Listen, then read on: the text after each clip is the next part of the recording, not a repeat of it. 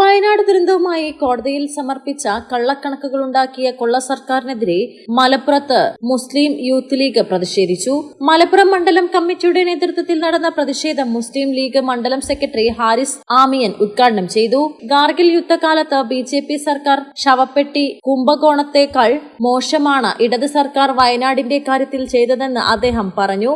മണ്ഡലം youth league president AP Shareef അധ്യക്ഷത വഹിച്ചു. General secretary Shafi Kadangel, treasurer KP Savad master, ഭാരവാഹികളായ ഹുസൈൻ ഉള്ളാട്ട്, S അദ്നാൻ, സമീർ കാപ്പൂർ, ഹബീബ് ചെമ്മങ്കടവ്, ഷിഹാബ് അരീക്കത്ത്, ഷിഹാബ് തൃപ്പിനിച്ചി, മണ്ഡലം കമ്മിറ്റി അംഗങ്ങളായ CP Sadiq Ali, Hussain Moozhikkal, MT Muhammad Ali, advocate Shareef Paravath, Ibrahimkutty, Razak Valan തുടങ്ങിയവർ നേതൃത്വം നൽകി. മലബാർ ടൈംസ്, മലപ്പുറം.